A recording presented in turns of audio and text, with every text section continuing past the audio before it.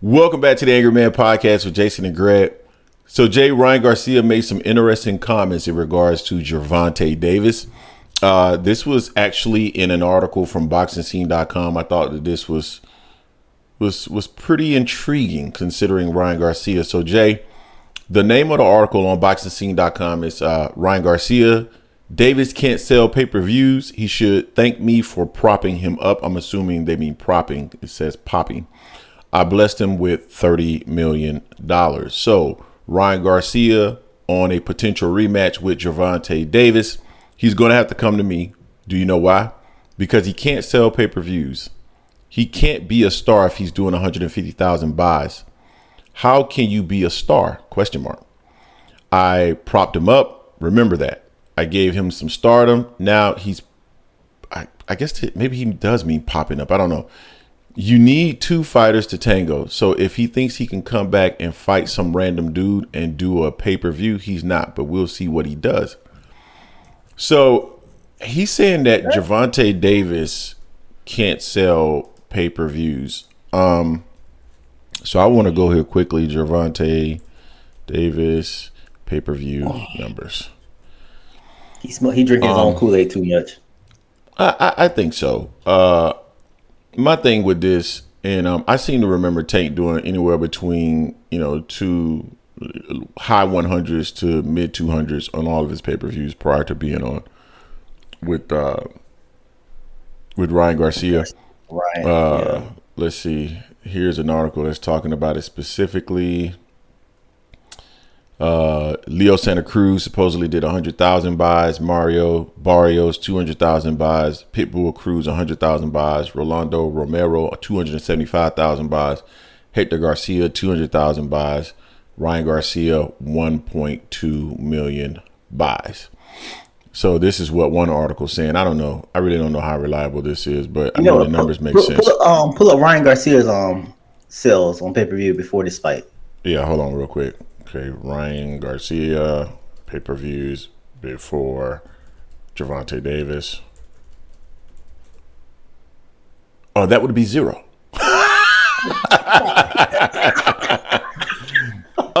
And that's what makes this funny, man, because listen, I like Ryan Garcia. I like the heart that he showed in terms of getting in the ring with Tank. We needed big fights. We need big fights. We need fighters willing to get in the ring with each other.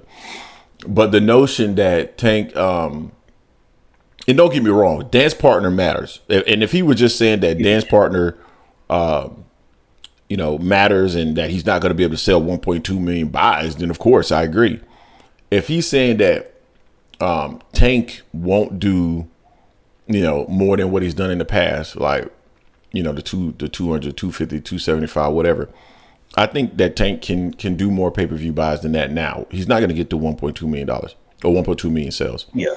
But the interesting thing about this is, while he's saying that out of his mouth, correct me if I'm wrong, but he's fighting on just normal DAZN, right? Facts. It's not a pay-per-view fight, right? Right. So you had no pay-per-view buys. You do 1.2. Now you're going back to no pay-per-view buys. So it would seem to me that in reality, the person that actually cannot sell without the other is you, right? That's so math to me. So, because one guy was selling before you, now not to the same extent, right? But you haven't sold before or after the fight.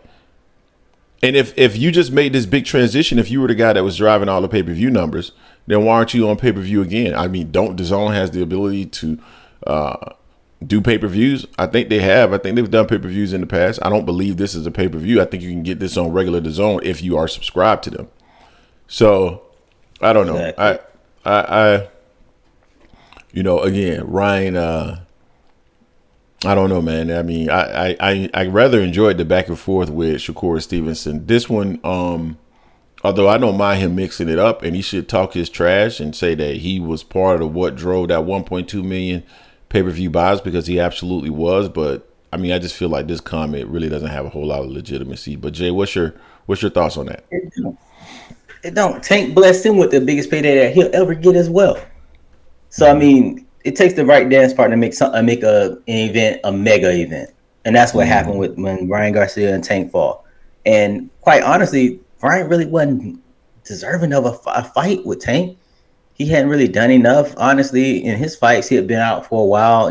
Had some lackluster fights prior to that with people that were ballooned up to 140 because they couldn't make weight or he couldn't make weight. But for him just to say that Tank can't sell or do anything else, it's just not true. It's factually incorrect. So I mean, and I'm cool with Ryan. I like the way he came back. After the fight, working with DJ and whatnot, and preparing for his fight in a couple of weeks. But this right here, this just I don't know where he drinking his own Kool Aid too much on this one. It took both of them to get to 1.2. Neither will sell that much without the other. Right now, based on who they fight in their division, I don't think. And Tank's going to be fine. Tank is fine as far as pay per view. He's not going to be back on regular TV. Tank could fight you or me and not be on pay per view. Be a first round knockout, but it'll be a pay per view anyway. So I mean, Ryan tripping, man. He feeling himself a little bit too much. Keep on the Shakur banter. That's cool.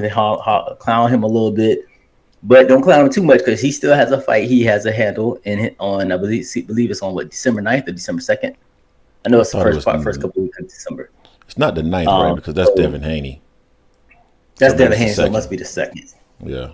Yeah. So a little over 2 weeks. So, but he still needs to make sure he handles business. Because if he don't handle business, he's gonna look like ass after this.